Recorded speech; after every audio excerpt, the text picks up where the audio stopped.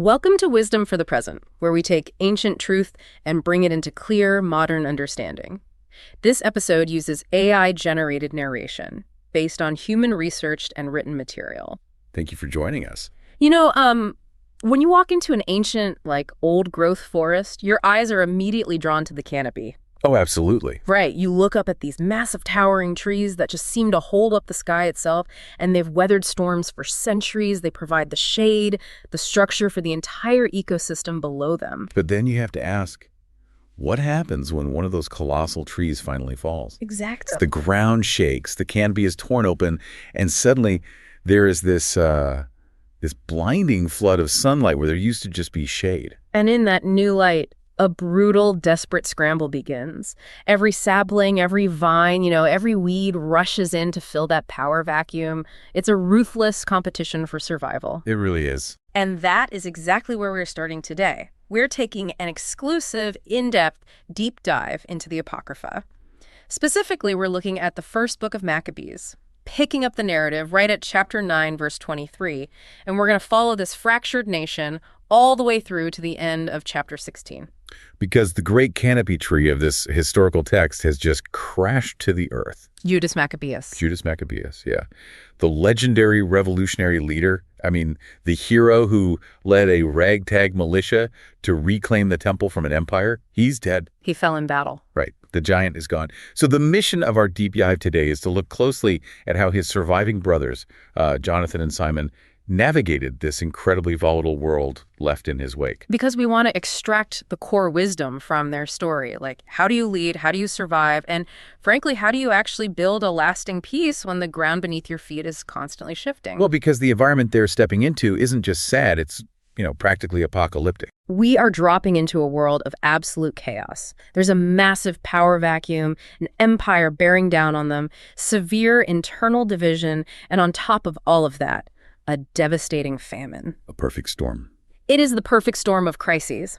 And whether you are navigating a volatile corporate restructuring like, say, a beloved founder just left, or you're dealing with a fractured community, or even a deeply personal crisis where the structures you relied on have just collapsed. Yeah, the ancient strategies of resilience, discernment, and peace building found in this text, they are startlingly relevant for you today. So let's look at what the world actually looks like the day after Judas Maccabeus dies. It is incredibly grim. The text gives us this visceral description. It says, after the death of Judas, the wicked began to put forth their heads in all the coasts of Israel, and there rose up all such as wrought iniquity.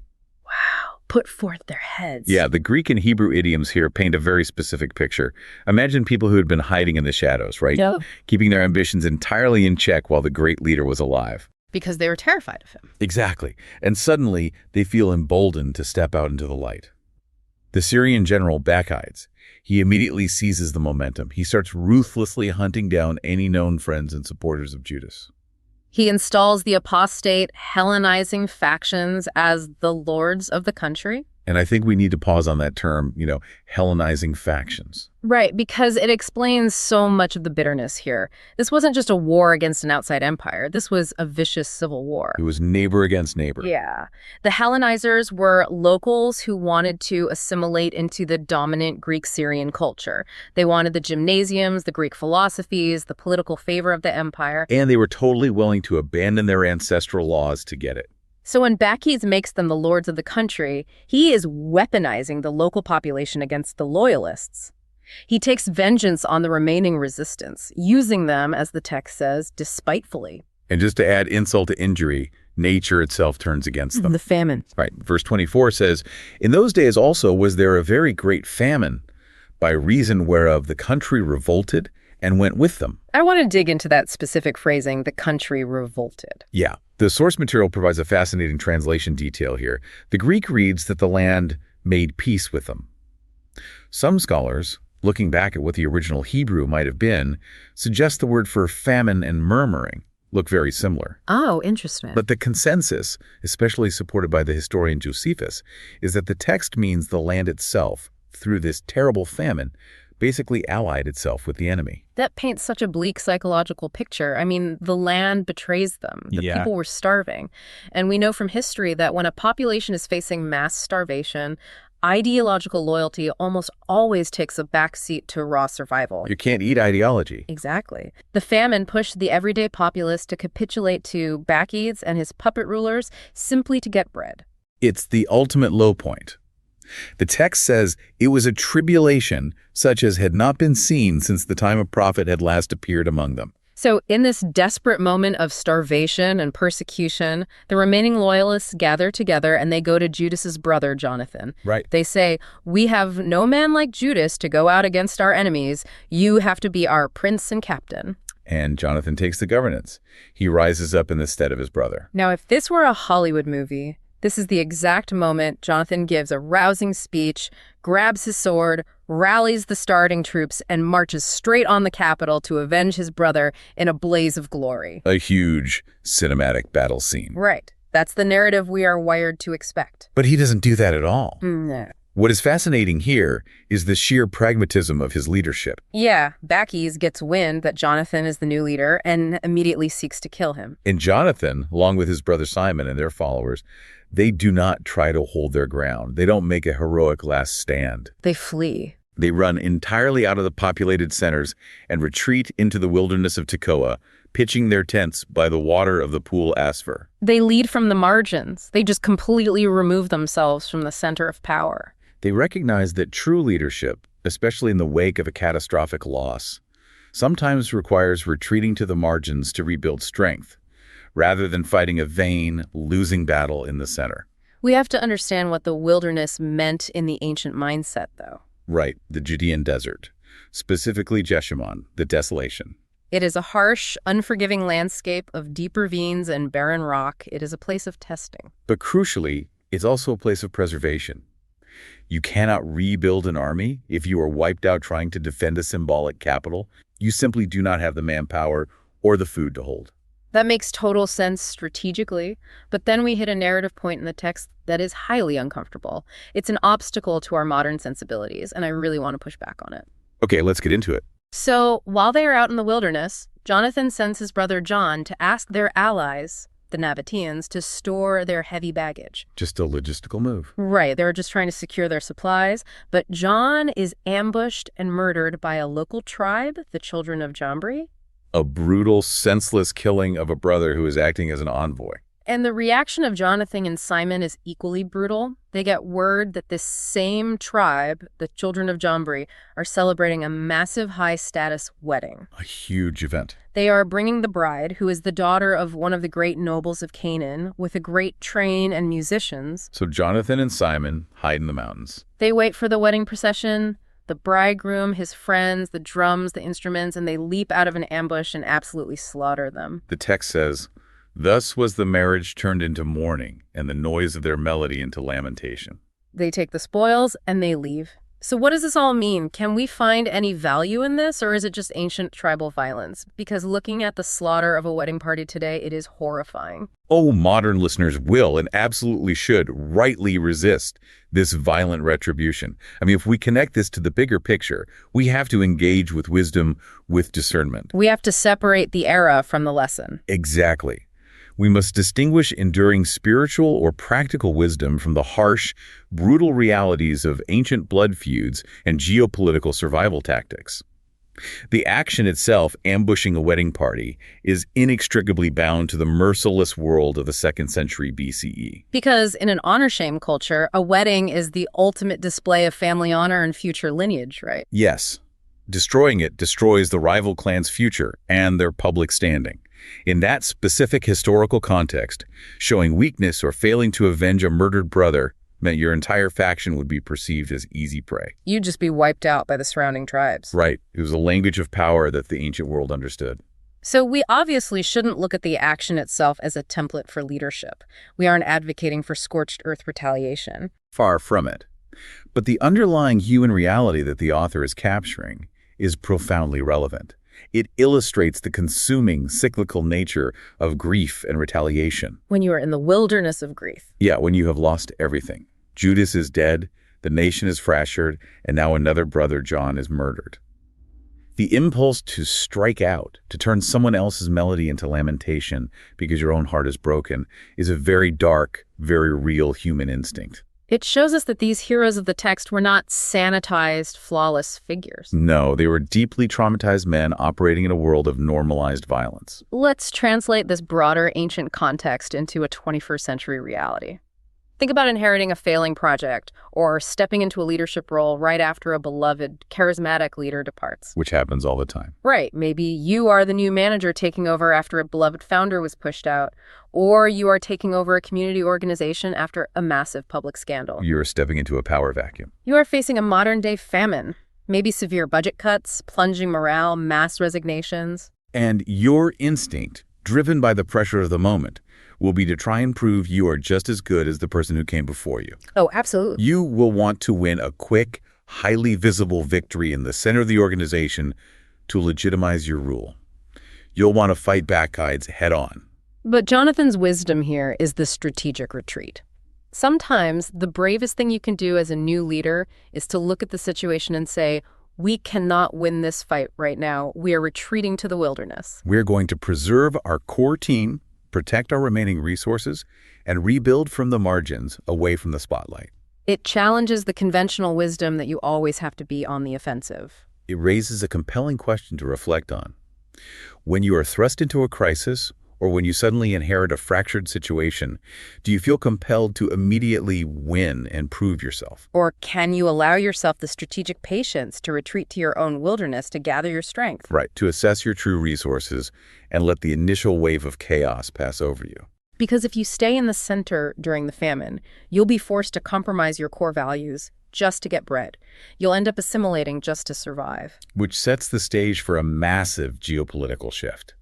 Because once Jonathan and his men survive the wilderness, the entire landscape of the ancient world changes dramatically. It flips completely. By simply surviving on the margins, Jonathan inadvertently becomes the most stable, battle-hardened force in the region. And suddenly, the margins become the most valuable real estate on the board. Here's where it gets really interesting. We are moving into chapters 10 and 11, exploring the chessboard of power and how to leverage your leverage. The Syrian throne, the empire that has been violently oppressing the Jews, suddenly has a succession crisis. You have two rival kings claiming the crown. On one side is Demetrius, the current king whose generals, like Bacchides, have been fighting the Maccabees. And on the other side is a challenger, Alexander Epiphanes, also known as Alexander Ballas. And both of these massive imperial powers realize they desperately need military support to win the civil war. And who has a hardened, fiercely loyal militia sitting right in the middle of their strategic territory. Jonathan. It is the ultimate intersection of faith and pragmatism. For years, the Maccabees were hunted outlaws living in caves. Now, the hunters are courting them. And what unfolds is an incredible, almost unbelievable bidding war between two imperial monarchs for the loyalty of Jonathan. It really reads exactly like a highly sought-after tech startup, being aggressively courted by two rival megacorporations for an acquisition. That's a perfect analogy. So Demetrius goes first. He sends a letter offering peace, giving Jonathan the authority to gather an army, and releasing the Jewish hostages held in the citadel in Jerusalem. Demetrius literally says, "Let us be beforehand to make peace with them, ere he make peace with Alexander against us." He knows he's in trouble, and he's trying to preempt the market. So Alexander Epiphanes hears about this initial offer, and he realizes he has to outbid Demetrius. And he doesn't just offer political concessions or the return of hostages, he offers institutional status. The big guns. Alexander writes to Jonathan, calls him a man of great power, and officially appoints him to be the high priest of his nation. He sends him a purple robe and a crown of gold and declares him the king's friend. Let's unpack the purple robe, because in the ancient world, that wasn't just a nice piece of tailored clothing, it was the ultimate status symbol. Absolutely. The purple dye was incredibly rare and expensive. It was extracted drop by drop from the murex sea snails found along the Phoenician coast. Drop by drop. It took thousands of decaying snails to dye a single garment, making the process incredibly labor-intensive and costly. Wearing Tyrian purple was a restricted badge of royalty and imperial favor. Wow. Furthermore, the title Friend of the King was a formal rank. It placed you in the military and political aristocracy of the Greco-Syrian empires. So Alexander isn't just offering a peace treaty, he is offering Jonathan a permanent seat at the imperial table. He is legitimizing Jonathan's power in the eyes of the entire Hellenistic world. So naturally, Demetrius panics. He sees Alexander offering the high priesthood and the royal purple, and Demetrius comes back with a counteroffer that is frankly, absurd in its scale. It really is. He sends this massive sweeping list of tax exemptions. Our sources detail this out, and it's worth looking at the mechanics of these taxes to understand how desperate Demetrius is.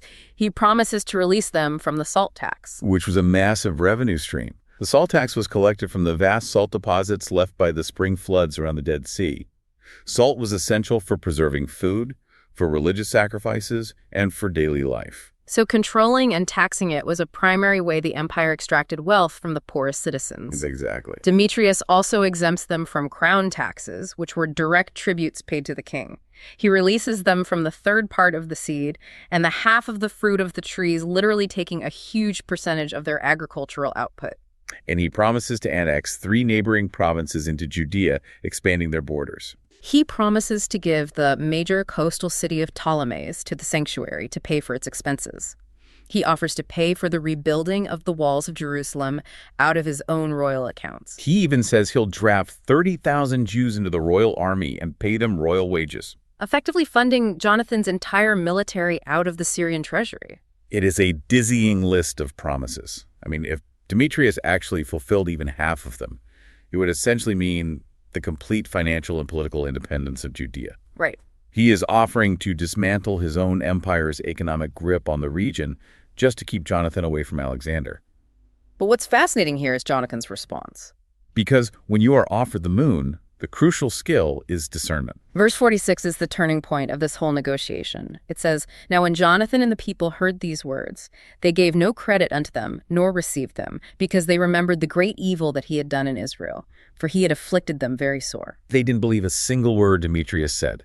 And they chose Alexander because, as the text notes, he was the first to entreat true peace with them. Jonathan looks past the extravagant spreadsheet of promises from Demetrius and looks strictly at the man's historical track record. Because Demetrius had a long, bloody history of violence, oppression, and breaking his word. Right.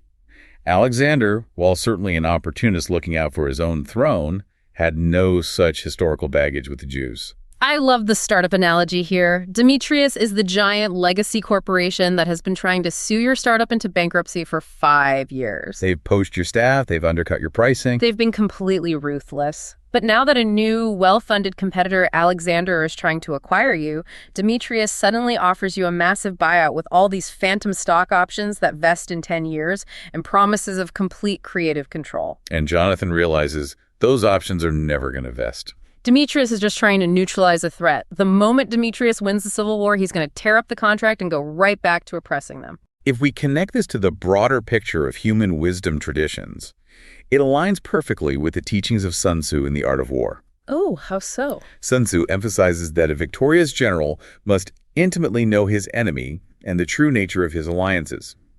He writes at length about understanding the hidden intentions of neighboring states before entering into pacts with them. That makes total sense. The Maccabees are demonstrating an extraordinary pairing of deep religious conviction with razor-sharp real politics. They are fighting for the law of their God, yes, but they are not naive about the political mechanisms of the empires surrounding them. They deeply understand leverage. They wait patiently in the margins until the empires are divided against themselves, and then they extract the maximum benefit for their people based on a cold, calculated reading of character. It really makes you wonder about the alliances we navigate today. Yeah, we all face situations where we have competing offers, or we are caught between rival factions. Maybe it's 2 different departments in your company fighting for your team's resources and promising you promotions. Or maybe it's navigating political factions in a local community board. The text challenges us profoundly. Do not be blinded by extravagant promises. When someone who has historically been your adversary suddenly offers you everything you've ever wanted, your critical thinking needs to engage, not shut down. You have to ask the fundamental question, right? Are they offering this because their character has genuinely changed, or simply because their circumstances have changed? That is such a crucial distinction. Character versus circumstances. A bad actor with a great offer is still a bad actor, and entering into a covenant with them will eventually bring you back to the very oppression you are trying to escape. If you look at the alliances in your life right now, it's worth evaluating if you are being swayed by the sudden flattery of a purple robe, or if you are looking at the actual historical behavior of the people making the deal. Jonathan understood this. He took the alliance with Alexander, and for a while it worked brilliantly. Alexander defeated Demetrius, and Jonathan was elevated to a captain and governor. The strategy of leveraging leverage paid off. But the political winds of the Hellenistic era were incredibly volatile. Alexander eventually falls from power, Demetrius' son comes to the throne, and the chaos continues. The chessboard is reset again and again. And this leads us to the trap of flattery and the burden of the golden shield as we look at chapters 12 through 13. The context here is that Jonathan, realizing the Syrian Empire is perpetually unstable and prone to these civil wars, decides to renew alliances further afield to secure his borders. Right, he looks outside the immediate region. He sends ambassadors to Rome and to Sparta to confirm ancient treaties of friendship. And there is a wild historical detail here that scholars always point out. The letter to the Spartans claims a literal genetic common ancestry. Wait, really? Yeah. King Arius of Sparta wrote to an earlier Jewish high priest saying, "It is found in writing that the Lacedaemonians and Jews are brethren, and that they are of the stock of Abraham." Spartans and Jews claiming to be cousins. It sounds like ancient fan fiction. It is a fascinating diplomatic fiction, but it was actually quite common in the Hellenistic era. Both nations were trying to find common mythological or historical ground to cement a political treaty. I see. The Greeks often tried to tie local mythologies back to Heracles, and here we see an attempt to link the Spartan lineage to Abraham. But what is most revealing isn't the mythology, it's the tone of Jonathan's diplomacy. Let's talk about that tone. What stands out when you read his letter to the Spartans? What stands out is the incredible confidence, almost bordering on arrogance, of Jonathan's position. He writes to them to renew the brotherhood, but he explicitly says, "We need none of these things, having for our comfort the holy books which are in our hands." He's basically saying, we are reaching out to be friends and we'll send ambassadors, but don't get it twisted. We don't actually need your military. We have God, we have the scriptures, and we've been winning our own battles. It projects immense strength. He is dealing with Roman Sparta as an equal sovereign, not a desperate rebel. But psychologically, it also highlights the profound fatigue that is beginning to set in. Yeah, think about it. Jonathan has been fighting, negotiating, anticipating betrayals, and balancing on a geopolitical tightrope for nearly 2 decades. He has been in a state of hypervigilance since the day Judas died. And this is exactly when a new, highly dangerous player enters the board, Tryphon. Tryphon is a former general of Alexander's who wants to seize the Syrian kingdom for himself. But he knows Jonathan's army is too strong to defeat in a head-on battle. So Tryphon changes his tactics entirely. He doesn't attack, he uses flattery. He meets Jonathan and says, essentially, "Why are you working so hard? Why hast thou brought all this people to so great trouble, seeing there is no war betwixt us?" Tryphon says, "Send your massive army home. Keep just a small personal bodyguard and come with me to the city of Ptolemais. I'll just give it to you. We'll be partners. You can finally rest." It is the ultimate psychological temptation. Tryphon is offering an easy, peaceful way out of a lifelong struggle. He's offering a shortcut to the security Jonathan has been bleeding for. I have to admit my confusion here, and I want to push back on the text. Jonathan has been so incredibly shrewd up to this point. He has. He saw right through Demetrius' lies. He navigated the bidding war brilliantly. He played Rome and Sparta perfectly. Why on earth does he fall for this? It's hard to believe. He dismisses his army of 40,000 men, keeps only 3,000, sending 2,000 of those away to Galilee, and walks into a fortified enemy city with just 1,000 men. The gates of Ptolemais close behind him. His men are slaughtered, and Jonathan is taken prisoner. It's a complete disaster. How does a brilliant, battle-tested tactician make such a rookie mistake? It is one of the great tragedies of the narrative, but it is deeply, painfully, psychologically true. We have to unpack the physiological and mental fatigue of constant vigilance. Just being tired all the time. Exactly. When you have spent your entire adult life anticipating betrayal, fighting battles in the ravines of Tekoa, and sleeping with one eye open, the sheer exhaustion of that existence is crushing. It degrades your decision-making. When someone finally comes along, speaks softly, validates your power, and offers you the one thing you've been fighting for, rest, it is incredibly tempting to drop your guard. Tryphon didn't defeat Jonathan with superior military tactics. He defeated him by offering him a mirage of peace. Wow.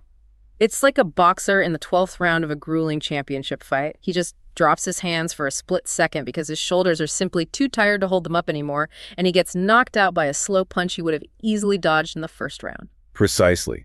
The fatigue makes the flattery irresistible. And this catastrophic mistake leads directly to the agonizing choices of leadership that now fall upon the last remaining brother, Simon. With Jonathan captured and his men slaughtered, the people in Jerusalem are terrified. They think it's over. But Simon steps up, finishes the defensive walls of Jerusalem, and prepares for war. Tryphon marches his army toward Judea and sends a message to Simon. Tryphon plays another manipulative card. He says, "We only arrested Jonathan because he owed money to the royal treasury. Send me 100 talents of silver and 2 of Jonathan's sons as hostages to ensure he doesn't revolt when I release him, and I will set him free." And here is where the text delivers a devastating blow of realism about the nature of leadership. Chapter 13, verse 17 explicitly says, "Simon knew that they spake unto him deceitfully." Simon knows Tryphon is lying. He knows Tryphon has no intention of releasing Jonathan, regardless of what is paid. But Simon is trapped in an impossible public relations nightmare. Because if he refuses to send the money and the boys, the public outcry will be catastrophic. The people will say, Jonathan died because his own brother was too cheap to pay the ransom. Simon wanted his brother dead so he could keep the power for himself. The burden of leadership here is agonizing. It's an ancient trolley problem. Simon has to manage public perception versus his own private knowledge. He knows the ransom is a sham. He knows he is sending his nephews into captivity, likely to their deaths, and enriching an enemy general with 100 talents of silver. But if he doesn't make that trade, he loses the trust of the entire nation. And losing that trust would lead to immediate mutiny, civil war, and the destruction of everything they've built over the last 20 years. So he makes the horrifying pragmatic choice. He sends the silver, he sends the sons. Then Tryphon takes the money, keeps the sons, and when heavy snow prevents his army from advancing, he murders Jonathan anyway. It is just gut-wrenching. Every single outcome was bad. Simon had to choose the outcome that preserved the nation, even if it meant breaking his own family. When we translate this to modern realities, we see the profound, often hidden burden of making impossible choices. In high-level leadership, whether in business, politics, or crisis management, you rarely get to choose between a good option and a bad option. Right. You are usually forced to choose between 2 terrible options, trying to mitigate the maximum damage. And often, you possess private knowledge that the public or your team or your family doesn't have or simply can't understand. It makes you wonder how we handle situations where we know the truth, but the optics demand we play a losing hand just to maintain trust. And on the flip side, looking at Jonathan's mistake, it forces us to ask, when have we been tempted to abandon our own boundaries because someone offered an easy out? Maintaining critical thinking when you're exhausted from the fight is incredibly difficult, but it's exactly when you're most vulnerable to flattery. Those are the moments that define true resilience. Because despite the horror of losing his brother and his nephews, Simon doesn't break. No, he retrieves his brother's body and buries Jonathan at Modin, the ancestral hometown. And then he does something remarkable. He builds a magnificent, towering monument over the graves of his parents and his 4 brothers. Our sources detail this incredible structure. He builds 7 pyramids, 1 for each family member. He sets up great pillars, and upon the pillars, he has armor carved for perpetual memory. And alongside the armor, he commissions carved ships that could be seen by all who sailed on the Mediterranean Sea. I love the detail of the carved ships. They are a landlocked Judean rebel group, but by carving ships that can be seen from the sea, they are projecting power. They are announcing to the entire coastal world, we are here, we are sovereign, and we are not hiding in the wilderness anymore. It was a massive beacon of defiance and memory. Which ushers us into the next major phase of our narrative, the golden age of Simon, and the incredibly difficult work of cultivating the peace. Because Simon doesn't just mourn his family, he solidifies the nation. He petitions the new king, Demetrius II, for full immunity. And in the year 170 of the Seleucid era, which corresponds roughly to 142 BCE, the king officially grants it. All past faults are forgiven, all tribute is canceled. The text declares, thus the yoke of the heathen was taken away from Israel. It is a monumental turning point in their history. The people literally start dating their legal documents differently. They begin to write, in the first year of Simon the high priest, the governor and leader of the Jews. They finally have true sovereignty. And the author of First Maccabees breaks into this beautiful poetic celebration in chapter 14. The language shifts entirely. It reads like a psalm of ascent. It says Simon provided victuals for the cities. He made peace in the land. And it uses that classic, evocative biblical imagery. Every man sat under his vine and his fig tree, and there was none to fray them. The ancient men sat in the streets communing of good things, and the young men put on glorious apparel. And what's crucial is how he achieved this. The text says he strengthened all those of his people that were brought low, but it specifically notes the law he searched out. Right.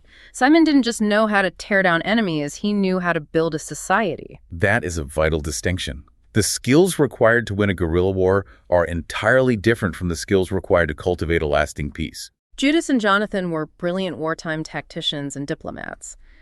But Simon is an infrastructure guy. He fortifies the coastal city of Joppa to make it a haven for ships, opening up trade routes. He finally captures the last Syrian stronghold, the citadel in Jerusalem, cleanses it of its idols, and makes it a dwelling place. He establishes a lasting legal and social framework. And the people recognize this shift. They hold a great congregation, gathering the priests and the elders, and they write all of Simon's deeds on massive tablets of brass. They set these tablets up on pillars in Mount Zion. They officially decree that Simon should be their governor and high priest forever, until there should arise a faithful prophet. They institutionalize his authority. They move from a charismatic, crisis-led militia to a structured, institutionalized government. But we do have to apply some historical discernment here, because the author of the text gets a little carried away with the propaganda of this newfound peace. Yeah, there is a specific detail mentioned about Simon sending a diplomatic mission to Rome to confirm their league of friendship. And the text claims they bring a gift. A great shield of gold weighing 1,000 pounds. 1,000-pound gold shield. Just the logistics of carrying that on an ancient ship seem ridiculous. Our scholarly sources highlight that this is an obvious, massive exaggeration. 1,000-pound gold shield is practically impossible to transport, structurally unsound as an actual shield, and absurd in its economic cost. It is a piece of ancient political propaganda meant to impress the reader with the immense wealth, stability, and international clout of Simon's reign. Which teaches us, as modern readers, not to blindly accept every number or boast in ancient texts as literal fact, but to look at the underlying meaning behind it. The author is desperate to project strength. He's trying to say, look how far we've come. We aren't just a ragged militia hiding in the caves of Tekoa eating whatever we can forage. We are a wealthy, recognized sovereign nation that casually sends 1,000-pound gold shields to the Roman Senate. The meaning is the profound transition from a mindset of survival and conflict to a mindset of flourishing and cultivation. And this offers a deep reflection for us today. Because many people know how to fight. We are biologically wired for conflict. When the adrenaline is pumping, when the enemy is at the gates, when the deadline is looming, we know exactly what to do. But what happens when you actually win? What happens when the crisis is over, the toxic boss is finally fired, the massive debt is paid off, or the illness is cured? We often end up self-sabotaging because we don't know how to live in peacetime. We keep looking for enemies, or we create unnecessary drama because the quiet of peace feels unfamiliar and terrifying. We lack the tools for cultivation. Simon shows us that peacetime requires deliberate, methodical effort, searching out the law, providing for the infrastructure of the cities, caring for those who are brought low during the years of conflict. You have to actively build the vine and fig tree reality. It doesn't just sprout up on its own once the shooting stops. It really challenges you to ask, what is the vine and fig tree you are actually fighting for in your own life? If you achieved your ultimate goal tomorrow, if you got the promotion, sold the company, or achieved financial independence, do you have the tools to cultivate a peaceful, meaningful life? Or do you only possess the tools for conflict? Are you building an internal infrastructure for flourishing? Or are you just sitting around waiting for the next war? And unfortunately, in the volatile world of First Maccabees, the next war is never far away. Which brings us to the final tragic phase of our narrative, the fragility of success and the betrayal at the banquet. Just when you think the Maccabees get to live happily ever after under their fig trees, the geopolitical winds shift yet again. A new Syrian king, Antiochus VII, comes to power. At first, while he is fighting a rival, he is very friendly to Simon, confirming all his privileges. But once Antiochus' own throne is secure and he defeats his rival, he completely turns on Simon. He sends an envoy named Athenobius to Jerusalem, demanding that Simon hand over the coastal cities of Joppa and Gazara and the citadel in Jerusalem, or pay an exorbitant fine of 1,000 talents of silver. And Simon, now an elder statesman, delivers one of the most magnificent, enduring responses in all of ancient literature. He tells the imperial envoy, We have neither taken other men's land, nor holden that which appertaineth to others, but the inheritance of our fathers, which our enemies had wrongfully in possession a certain time. Wherefore we, having opportunity, hold the inheritance of our fathers. We hold the inheritance of our fathers. It is a profound statement of inherent value and clear boundaries. Simon knows exactly who he is, he knows exactly what belongs to his people historically, and he refuses to be bullied by an empire. He offers a fraction of the money, 100 talents, just to be diplomatic and compensate for some specific damages, but he outright refuses to yield the sovereign land. It shows a leader who is fully grounded in his identity. Antiochus, enraged by this defiance, responds by sending an invading army under his general Cendadius to harass Judea. Simon is now an old man. His days of leaping out of ambushes in the wilderness are over. So he calls his 2 eldest sons, John and Judas, and says, I am old, and my days are out. Be ye instead of me and my brother, and go and fight for our nation. And the sons do exactly that. They take an army of 20,000 men, they sleep in the field, they sound the holy trumpets, and they completely rout Cendadius. They drive the Syrian forces back, the external threat is neutralized, the borders are secure. But the real threat, as is so often the case in history and in our own lives, is not from the invading army outside the walls. It is from within the family. And this is where the story takes a turn that is just incredibly depressing. Simon has a son-in-law named Ptolemy who is appointed as the captain of the plain of Jericho. And the text gives us a crucial psychological detail. He says Ptolemy had an abundance of silver and gold because he was the high priest's son-in-law. And because of this wealth, his heart being lifted up, he thought to get the country to himself. Ptolemy wants to wipe out Simon and his sons so he can seize absolute power. He is driven by unchecked pride, nepotistic wealth, and naked ambition.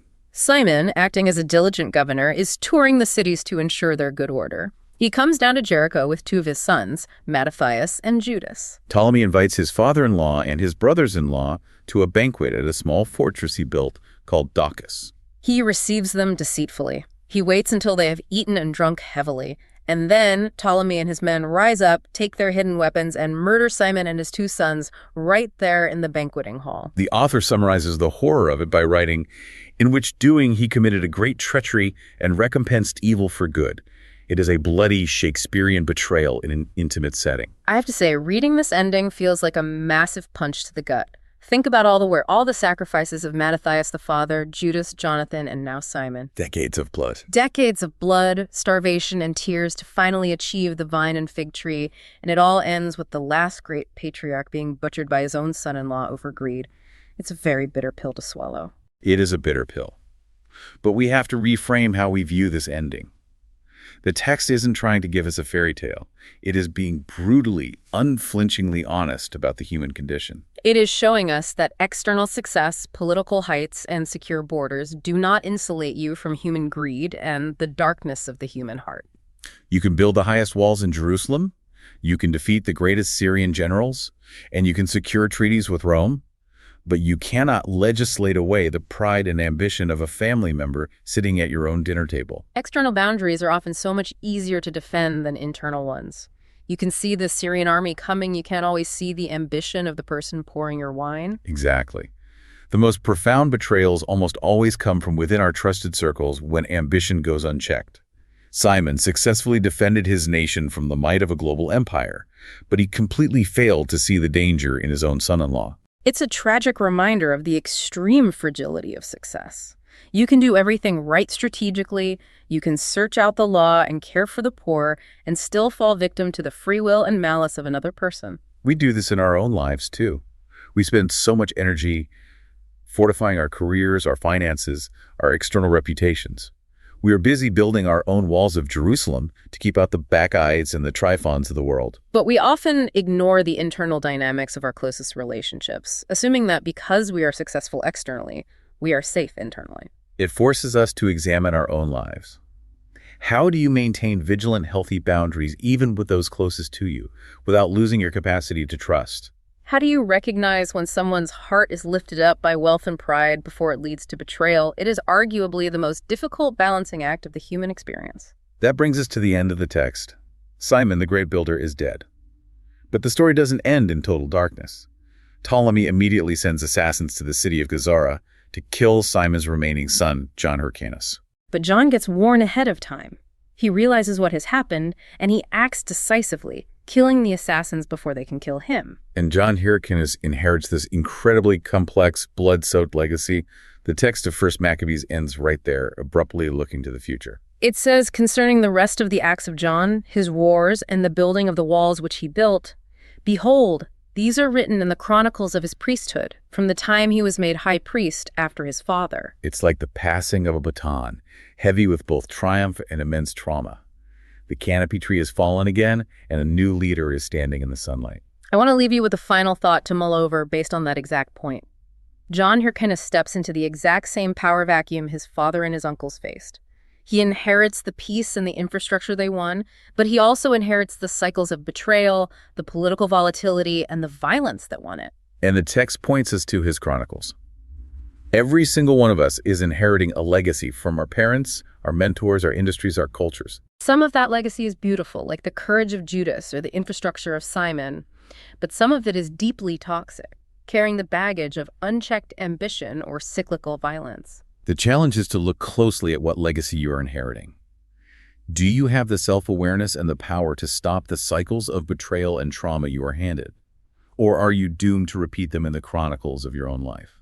That is a profound place to land. We started this deep dive talking about the massive canopy tree falling in the ancient forest and the chaotic scramble that ensues in the blinding sunlight. What First Maccabees shows us is that while you cannot control the chaos of the power vacuum, and you cannot always control the ambition of the weeds trying to choke you out, you do have a choice in how you grow. You can choose when to retreat to the margins to rebuild your strength, when to reject the false flattery of a purple robe, and how to actively cultivate the soil so that eventually someone can sit under a vine and a fig tree in peace. That's the heart of this section. This is Wisdom for the Present, where understanding leads to clarity, and clarity shapes how we see and live. We'll see you in the next episode.